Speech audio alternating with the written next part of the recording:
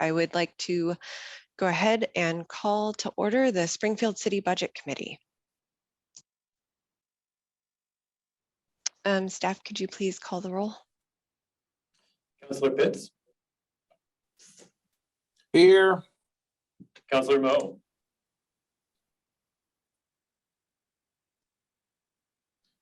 Councillor Rodley. Here. Councillor Stair. Here. Councillor Woodrow. Here. Councillor Pictionary. I'm here. Thank you. Luke Lundberg. Here. George Jesse. Here. Darlene Reich. Here. Stephen Schmunk. Here. Holly Schaefer. Here. And Paul Selby. Here. Chair, we have 11 members present. Thank you. And I believe I saw Councillor Moe drop off, so he may be having some connectivity issues.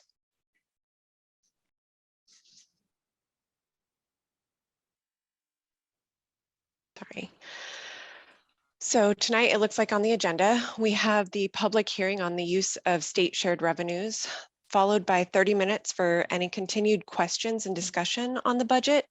We'll have a brief intermission and then business from the audience, hopefully closing with the final budget deliberations and motions. With that, as we begin our meeting tonight, I would like to ask members of the audience who are joining us online to please keep yourselves on mute until you are called upon to provide public testimony. There will be 2 times this evening designated for public testimony. These are listed on the agenda as item B, public hearing on state shared revenue, and item D, business from the audience. If you are attending in person, please complete the request to speak card located at the entrance of the Jesse main room and give them to the budget officer. If you are joining us online with a tablet, smartphone, or computer and wish to speak during that time, please use the raise hand option to be called upon to provide comment when the designated time is announced. The order of public testimony is as follows. Anyone who is in person at City Hall, then anyone who has raised their virtual hand, then anyone who has submitted email in advance, followed by anyone who has submitted written comment via mail in advance. So now it looks like it's time for the public hearing on state shared revenue. So I will pass this to staff for the presentation.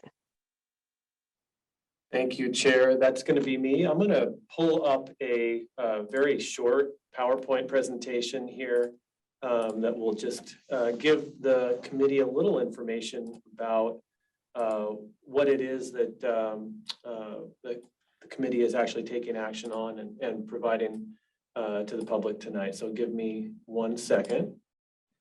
So each year, the Budget Committee holds a public hearing so that the public may comment on the city's use of state shared revenue. And so all staff is asking of the committee tonight is just to open a public hearing and provide the public that opportunity to comment. And before I turn it over to the chair to open the public hearing, I just wanted to give a brief summary of what the state shared revenue sources are that the city receives. So in the general fund, we receive liquor and cigarette apportionment, and totaling roughly $2 million. In the special revenue fund, we receive marijuana apportionment as well from the state. And in the street fund, we receive and receipt in our highway apportionment, which is from the state as well. So totaling roughly 4.9 million estimated in 23. So unless I have any question, or unless there are any questions from the committee, I will turn it over to the chair to open the public hearing. Great, thank you, Neil. So are there any questions from the committee about the state shared revenue?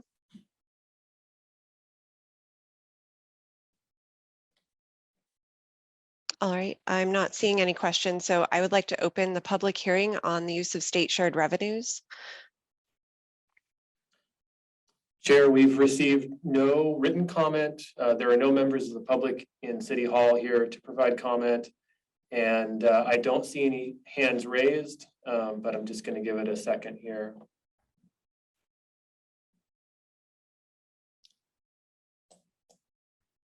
And I don't see anything.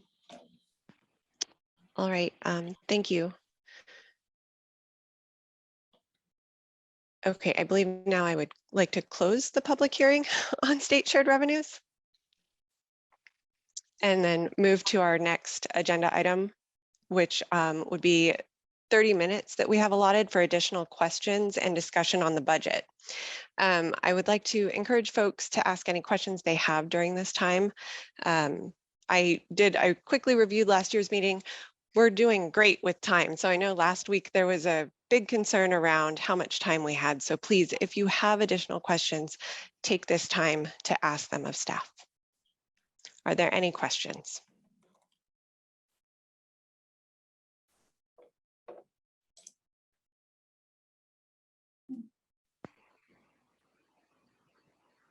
Paul?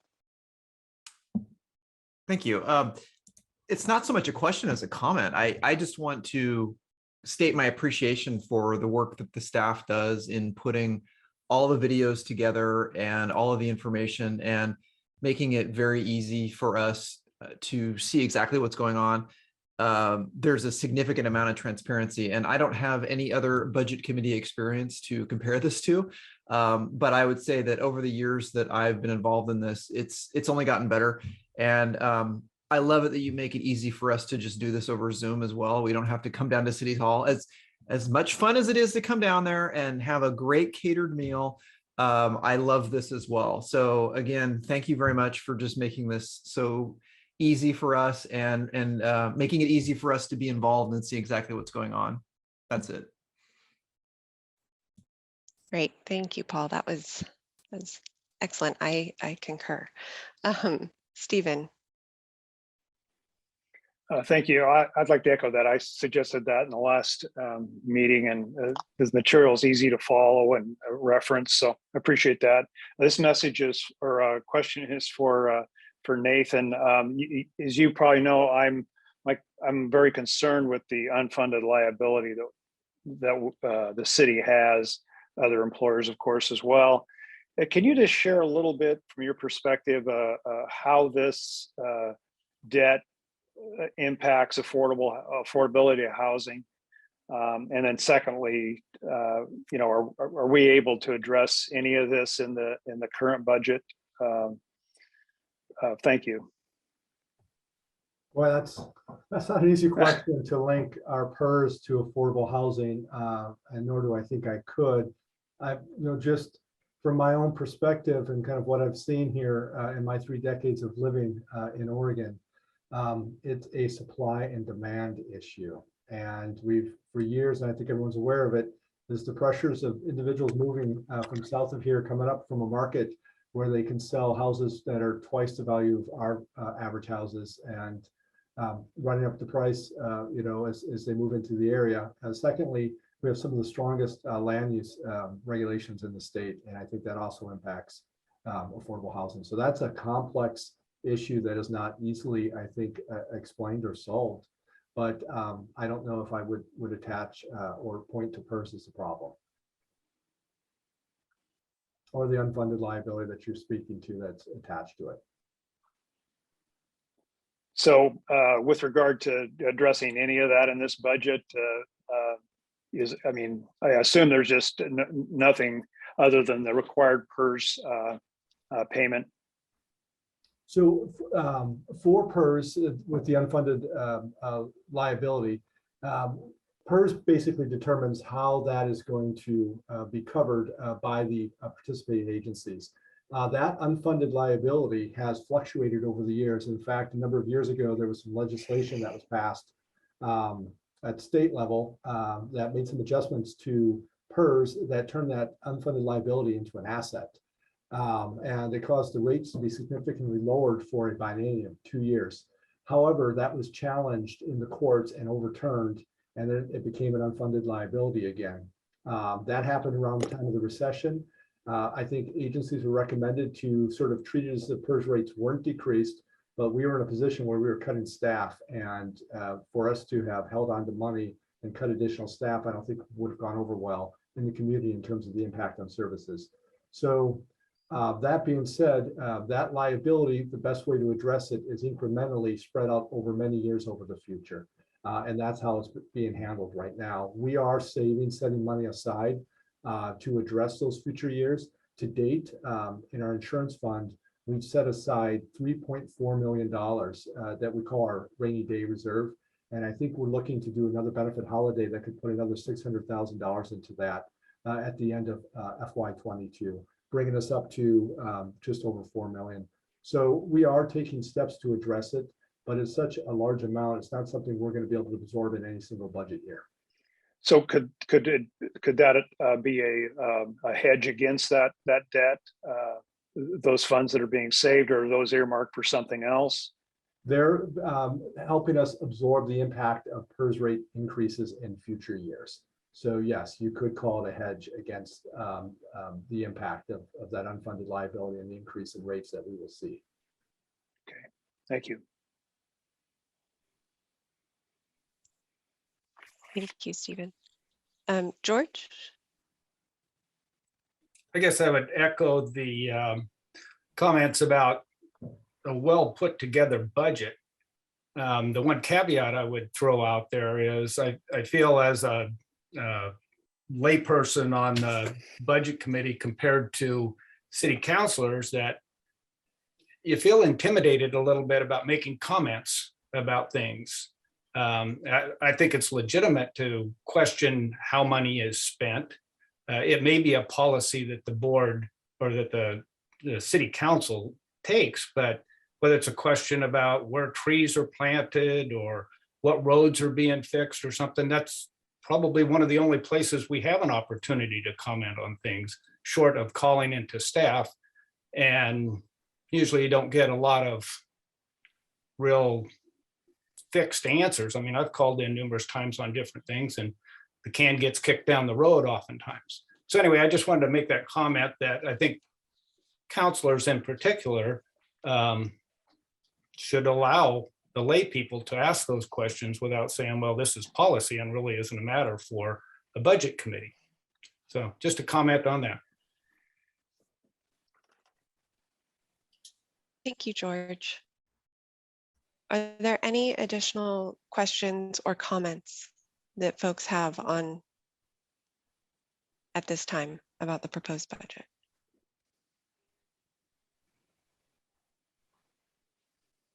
If not, I do have one question. Nathan, in your initial presentation this year, I believe you mentioned that as a result of the actuarial report into the city liability insurance changes that have occurred over the past couple of years, that we're now setting aside $420,000 per year from the general fund just for insurance liability in the event that claims are as high as they have been in previous years, so that we have the money to pay for that. I was wondering, I'm sorry if I missed this, but how many years is it recommended that we put that $420,000 aside? So right now, it's recommended every year. However, that will be revisited yearly based on our continued experience. And so as that experience gets better, that will change the actuarial valuation that determines the amount of reserves that we should have. And then in setting new reserves, they'll look at the balance that we have saved up and then adjust the new reserve level to hit the new target. So if no changes had been made, and we already know we've made significant changes, if no changes had been made, it would be $400,000 a year. Our expectation is we will see that drop significantly over the coming years. Great. And then that's good to know that it will fluctuate as needed. So it has the potential to decrease and also increase if something goes awry. I'm wondering, how has this had an impact on individual department budgets or on services in the city? So because this is an extra $420,000 that can't be distributed to departments, is that right? That is correct. Has it had an impact on services? My answer would be no. We've gone to great lengths to maintain our current service levels. It makes managing our budget more challenging, but we find other creative solutions in terms of reductions, efficiencies, and whatnot to offset that. We also have that, what I called kind of a double-edged sword, or kind of, the ARPA funding that has allowed us to sort of prop up and maintain our general fund reserve through December 30th of 2024 is our plan. So that's also bought us some time. And within that time frame, I also think we're going to have a better idea of what our long-term insurance costs will be. Thank you. Are there any additional questions for staff at this time about the proposed budget?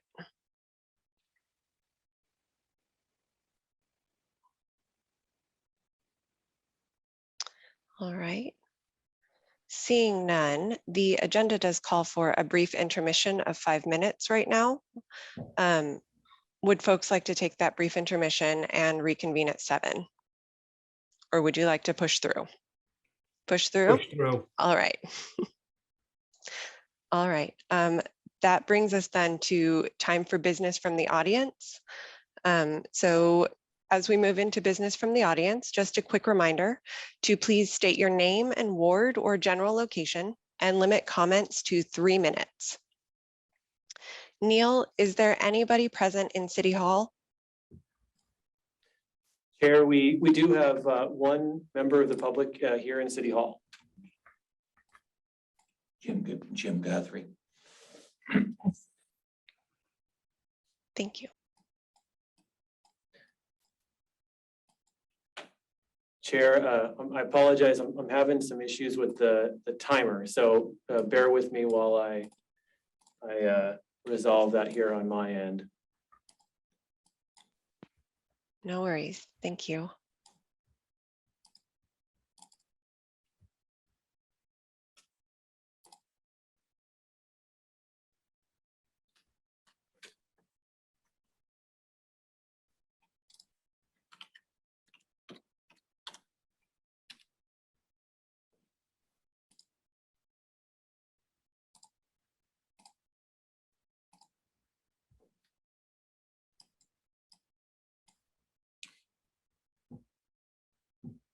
All right, you can. My name is Jim Guthrie. I live at 1475 South Brooklyn in Glenwood, or right here. Now, these yellow spots are each underground leaky gas tanks that got dug out over 50 years ago. Since the city has moved into Glenwood, the people at the surplus store moved across the street, and currently the building is empty. The reality is that it is a toxic site. It was literally this spot right here. And so they dug out about 4,000 yards of dirt. And this spot right here hasn't been dealt with yet.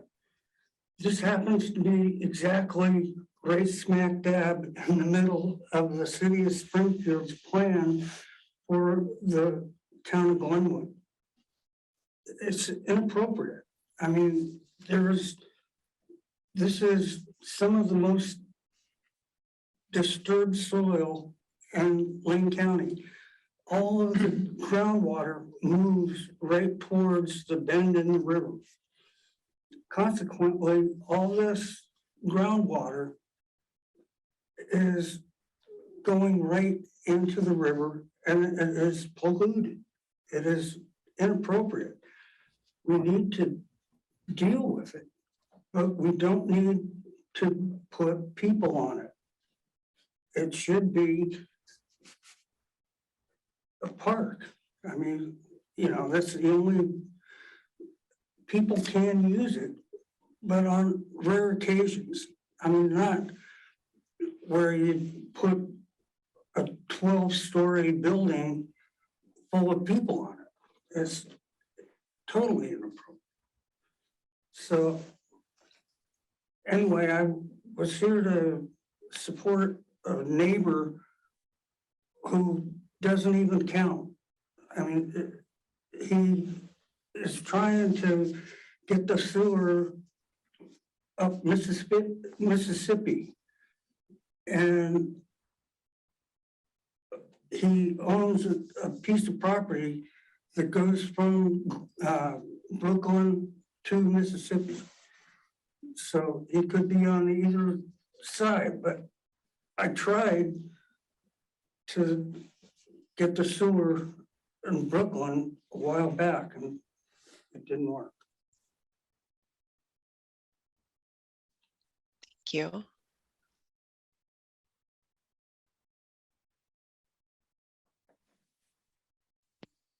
So Chair, we have no other members of the public here in City Hall, and we have no other written or emailed comment tonight. Okay, thank you. Has anybody raised their hand in the Zoom webinar? So Chair, nobody's raised their hand so far. I'll give it just a second.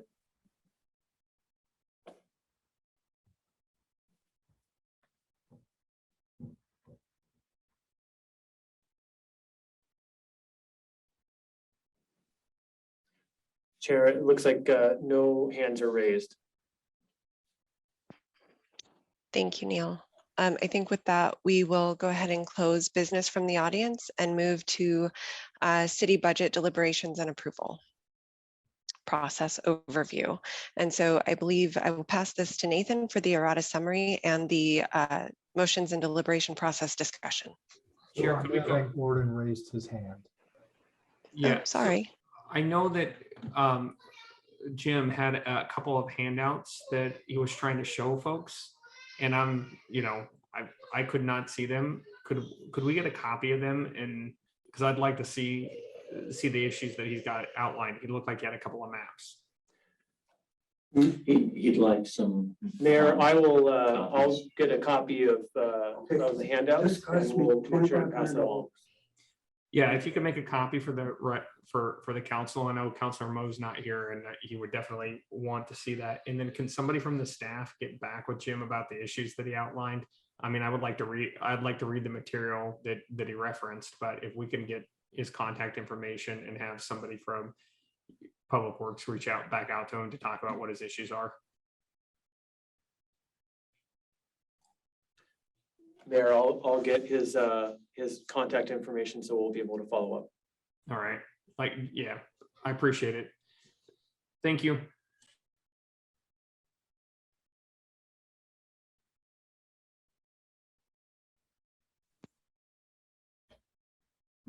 All right. I believe now we'll pass it to Nathan for the errata summary and the motions and deliberation process. Yes, thank you, Chair Schaefer. So here in a little bit, I'm going to have Neil bring up our errata sheet. Typically, as I mentioned before, we bring up a blank sheet. This year, though, we're going to have a number of items on there that came to our attention after we had put the budget together. But if we had been aware of them, they would have been included as part of this budget. Based on Oregon budget law, is when you're aware of something prior to the budget being adopted, it needs to be included into that budget. Otherwise, it doesn't qualify for a supplemental budget at a later date if you want to put it in the coming budget year. So I'll go through that list. When I'm done going through the list, I'll be looking for a motion to adopt those changes as a whole in mass before we then open it up to the budget committee to entertain any motions for adjustments.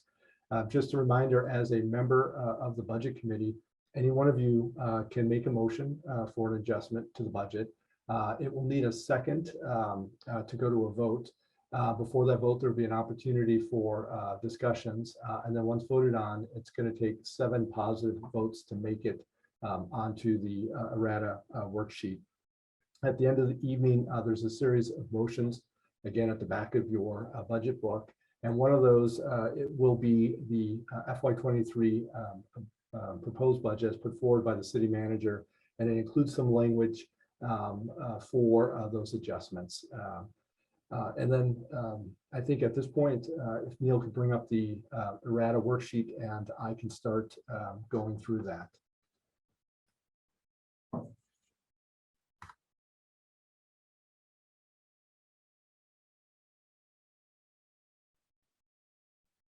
And I should warn you, there's 9 items this year, so it's going to take me a little bit of time to get through it.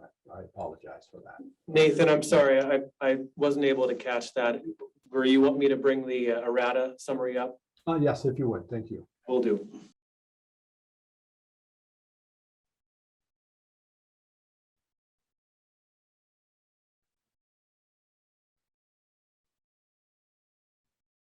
All right, everyone can see that okay? Okay, so the first item is to increase the police operating expense in Fund 204. This is for the deputy chief position that we added to the budget. At the time of putting the budget together, we just put in a placeholder knowing that we would have to work with HR to determine the proper pay band just based on our peers. We've got that information, and we're increasing their operating budget by $33,000. This is in Fund 204 again, because we're going to use ARPA funds for the first 2.5 years to preserve our general fund reserve as we work on other long-term solutions to our structural deficit. The second item is a library grant that we received a notification that we would be receiving this grant after the budget was put together. This is going to allow for some on-call library staffing, as well as some additional materials and services budget for the library. The total grant was $60,451. This our 204 we use as our grant revenue fund.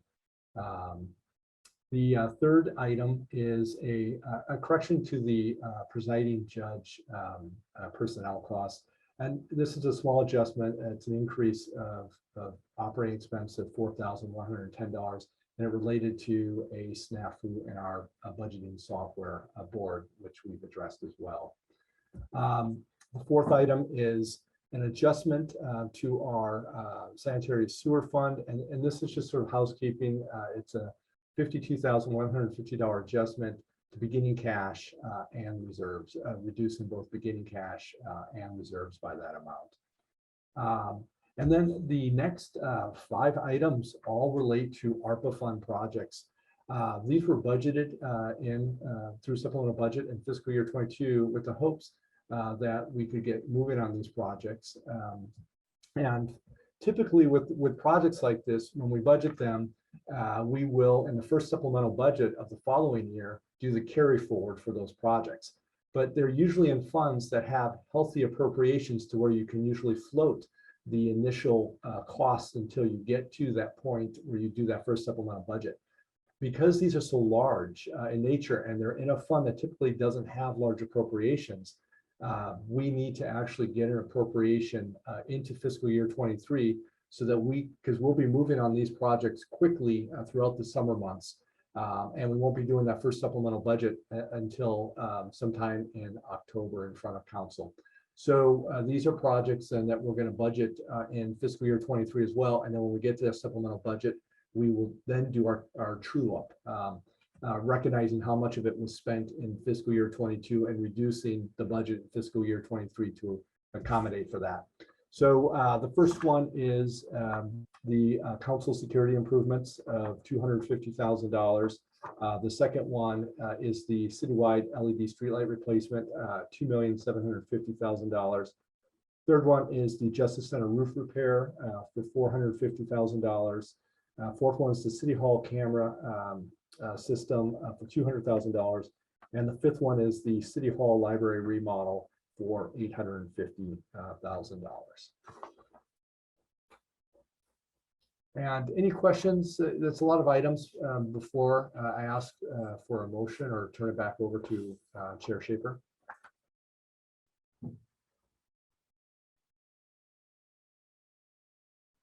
Okay, Chair Shaper, if you want to take it from there. Counselor Pictionary, did you have a question? No, I'm just prepared for a motion. Okay, can we have a motion for approving the errata summary worksheet as Yes, it currently stands? I'd like to make a motion to approve the budget as proposed by the city manager with the following changes, and staff, if you have recited any of those We're changes. just doing this worksheet at this point, because then we're gonna open up to any other adjustments from the budget committee.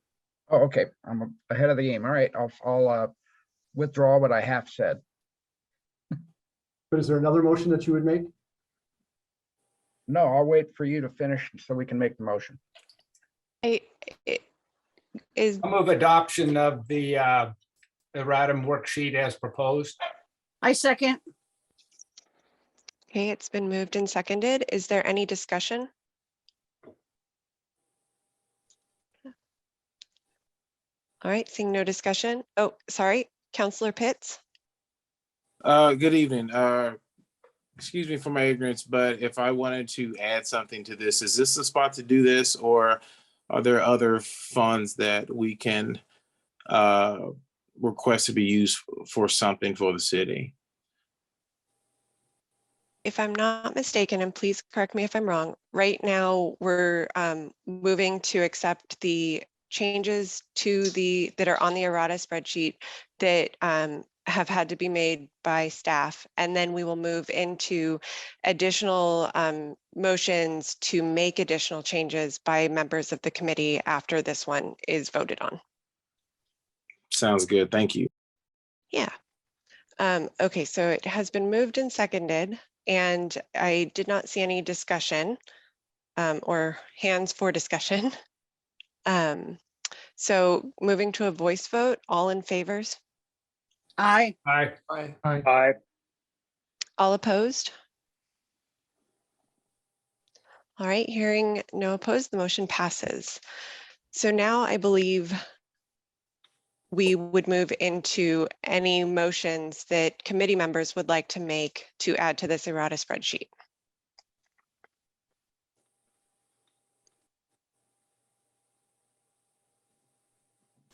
Are there?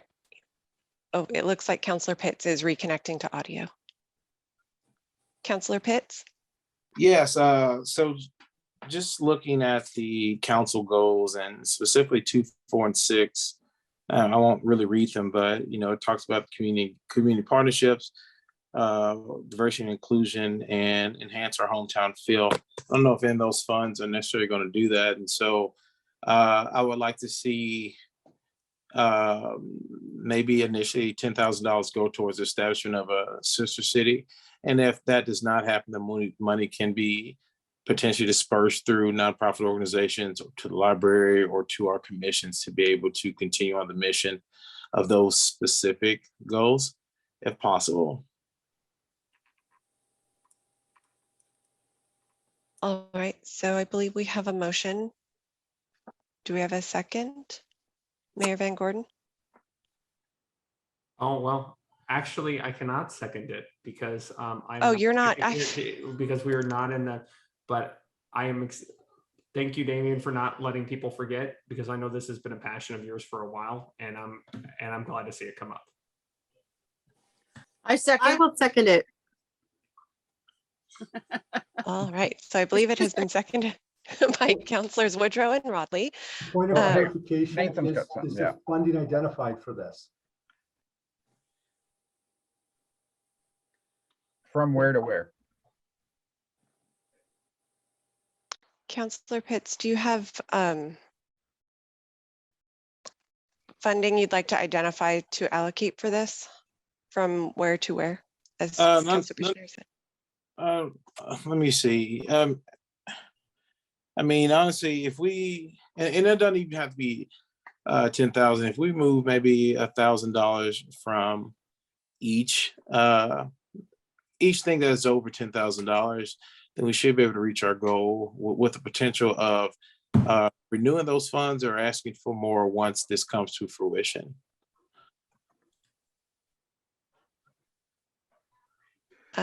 Yes, Sean? If I can make a suggestion that maybe we like we list it for finances coming out of reserves, and then if the city manager finds a different way to do that, then she can adjust it from there.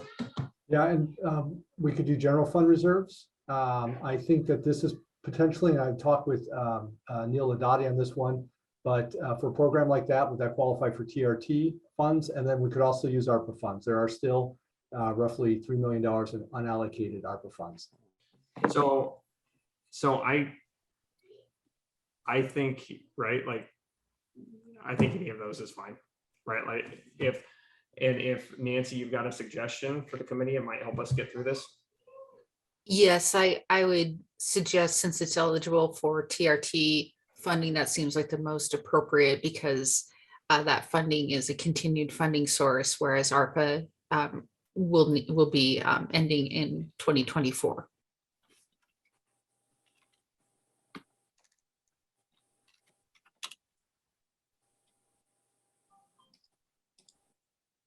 All right, I believe we're moving with discussion on this motion and second. Counselor Stair? Yes, I was just going to suggest that it go, that the source be the general fund reserve, but I also wanted to ask, would this money just be used to establish a sister city, or would it be to coordinate with the sister city after the establishment? So based on the size of Springfield, it would cost $810 to initially establish it, and that will cover all legal fees and things with Sister Cities International. But then if we establish it, move forward, I mean, you figure that should cover at least 5 years. And then once we come up with a plan as far as, any type of marketing we have to do, that might cost a little bit of funding or any incentives to different organizations to potentially support or participate. And so once again, this is just it's a pretty low number, 10,000, but there's a chance that, we'll be able to recoup that money just based on citizen participation and retention, and different events that we potentially have that would bring money to our various entities, organizations, as well as businesses. Once again, this is me dreaming big, but execute small but think big. And so I think $10,000 initially will at least cover the funds for to establish this that we have to pay every year for at least 10 years. But I'm aiming for 5, and then being able to use other money for things like marketing, things like outreach, stuff like that. Could I make a suggestion? Yeah. If this requires additional funding, then I certainly understand, but I propose that we have a mayoral exchange program where our mayor would go over and be mayor of our sister city for one day and vice versa. Well, I mean, once we get that city established, then I think we'll be able to potentially do that. It's a matter of a city wanting us choosing the city, us, and then that city wanting to partner with us. And so, yeah. Thank you. Counselor Pictionary? Yeah, thank you. I think it's a fine idea, Councilor Pitts, and I support it. And I think maybe, and you're looking at 10 years down the road, and I'm just thinking that maybe we should just, instead of this being a 1-year shot and having that money hanging off the side, is just put it as a TRT funds expense line item, and even $2,500 a year as a line item. And if we need to increase that, then we still can do adjustments. But instead of just like creating a one-time pot and hope that it lasts 10 years, then let's just make it a line item that's already has got a spot for next year's budget. And then we can have the city manager's office explore what the costs are and what it takes and to move forward with it. So we don't kind of loop ourselves into creating a savings account, so to speak, and have it depleted sooner than we anticipated.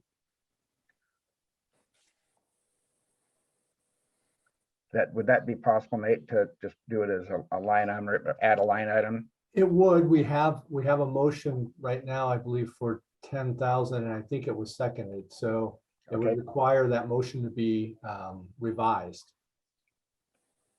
Okay, I would support a revision, but go ahead, move forward. George? I guess I'm a little unclear on what this program would actually be. I mean, I've read some about sister city programs. I don't know that I would support it in competition for general fund when there's so many other needs within the city. So if you look at, and so when we look at the funding that has been requested, but then you look at, and I'll specifically read them, 2, 4, and 6, encourage economic development and revitalization through community partnerships, foster an environment that values diversity and inclusion, promote and enhance our hometown feel while focusing on livability and environmental quality. Maybe not the environmental quality piece, but everything else. You know, as we look to retain and recruit various types of people, as we look to support the cultural growth of our citizens and especially our children, there needs to be something done to potentially create this. Realize that we had a sister city, I want to say in the 60s with Venezuela. Just in this millennium, we've had 2 different countries reach out to us to potentially partner, but one was Korea, one was Mexico, and it did not happen. And so there's been interest there. This is us revisiting history of the city that once existed. And so if you want to have people to stay, you have to give them a reason to want to stay. And yes, jobs, careers, housing is great, but then what? You know, are you going to provide them with some type of culture element to make them feel comfortable, to allow us to learn about other people, to allow us to grow? And if not, we're going to be just have a couple of more jobs and a bunch of houses, and then what? You're not going to attract the best and the brightest. You're not going to give people a reason to stay here. And this is just one thing. This isn't an end all be all when it comes to moving Springfield forward to the city we needed and wanted to be. But this is one potential thing that can lead to greatness, that can support our children, that can support our citizens, that can put us on the map as a city that understands and supports diversity. I mean, it's one of our goals. I hear about it a lot, but here's an opportunity to put our money where our mouth is. Thank you, Councillor Pitts. Councillor Woodrow, did you have a question? Not a question. I just wanted to support Councillor Pitts. If you look at the reception on the part of our community, both Springfield and Eugene, when it comes to entertainment and when it comes to having an opportunity to get together. Well, I'm Lane's big festival last year, celebrating an anniversary. The community responds and gets excited. Being a sister city can involve all kinds of community, from commercial enterprises all the way to a basic family that wants to get involved and understand another country's culture, their socioeconomic status, and their what do they think is fun. I mean, it's for me, it's important to have a balance. We can't always be serious. We can't always be negative. We can't always be concerned. We have to have a balance of fun. Everybody or anybody has their way of looking at what fun is or enjoyment is. This is an opportunity to go a cross section of the community and have a sister city with the cross section of that community and really enjoy it and have a good time. So I am totally behind this and totally in support of it.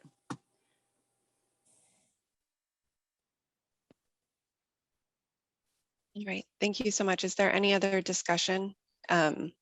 Nathan, I'm not sure how to proceed because I know Councilor Pictionary recommended an adjustment, and I wasn't sure if we wanted to proceed with the motion that's currently on the table and then potentially revisit it as a line item as 2 separate. Yeah, I think we need to complete the motion as it stands. And just as clarification, when we put the 10 on there, I was unsure of the cost associated. The more I'm hearing this conversation, the comments made by Councilor Pictionary are very spot on in terms of if it's going on many years, we should budget a reasonable amount for the coming year and not for 10 years out in this budget. Councilor Woodrow, did you? Yes, I can whatever we need to do. If I need to make a motion to do a line item TRT amount or pull back I think Councilor Pitts has to revise his motion, doesn't he? He can withdraw it. I believe he can just withdraw it. Okay, well, I would like to draw my motion of allocate $2,000 for a potential sister city. Okay, and I would like to make a motion that we approve a line item of 2,500 per year towards a sister city program. Second. All right, it's been moved and seconded. Is there any discussion about a line item, $2,500 per year for a sister city fund? Do we need to say that comes from TRT now? Yes, because we'll need to actually put strings together and it'll come as part of the proposed budget in June, later in June. So I should make that part of my motion? Well, I think you did. yes, you should. It helps. Okay, so I will revise my motion to be that I move that we make a line item budget item of $2,500 for sister city, which will come from TRT funds. Second again. All right, so it's been moved and seconded. Is there any additional discussion on this item? All right, seeing none, I believe we can move to a voice vote for this item. All in favor, aye. Aye. All opposed? All right, the motion passes. Are there any other adjustments or motions to the proposed budget?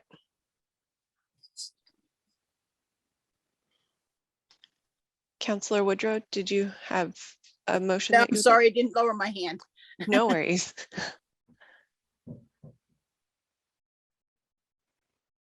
All right, I don't see any other hands raised for motions at this, for this errata spreadsheet. Is that my cue, Nathan? Okay. I'd like to make a motion to approve the budget as proposed by the city manager with the following changes as recited by staff. All right, I'm going to go down this list again. I'm going to start with the item that was added by the budget committee, which is increasing operating expense in the city manager's office to come from transit room tax reserves of $2,500.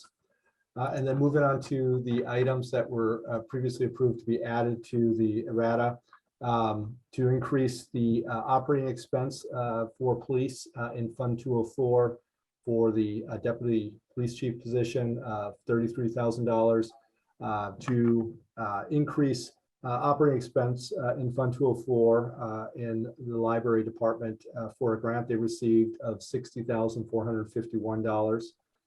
To make a correction to the presiding judge personal services in the general fund in the finance department budget of $4,110 for a adjustment to the local sanitary sewer fund, reducing beginning cash and reserves by $52,150 to create a budget for the council security improvements from ARPA funds in Fund 204 of $250,000 to create a budget with ARPA funds for the citywide LED streetlight replacement in Fund 204 for $2,750,000 to create a budget for with ARPA funds for the Justice Center roof repair in Fund 204 of $450,000.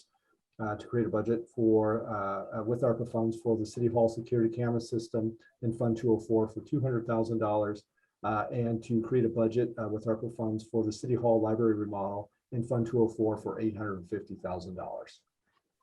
I second. All right, it has been moved and seconded. Is there any discussion on this item? Seeing none, moving to a voice vote. All in favor? Aye. Aye. Aye. All opposed? All right, the motion passes. I'd like to make a motion to direct council to levy a property tax for the 2022-2023 fiscal year at the rate of 4.7403 per thousand. I second. It's been moved and seconded. Is there any discussion on this motion? Seeing none, calling for a voice vote. All in favor? Aye. Aye. All opposed? Motion passes. I'd like to make another motion to direct council to levy a special operating local option property tax for the 2022-2023 fiscal year at the rate of 38 cents per thousand, which is otherwise known as the fire local option levy. Second.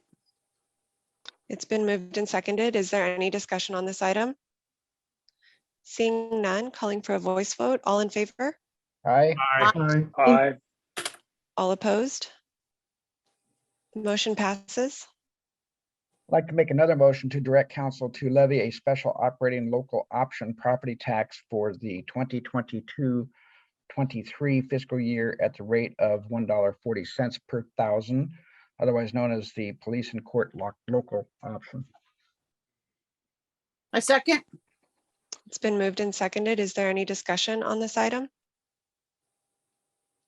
Seeing none, calling for a voice vote. All in favor? Aye. Aye. Aye. All opposed?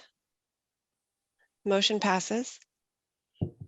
And I'd like to make a last and final motion to levy an additional $4,031,831 for the retirement of the city's bonded indebtedness.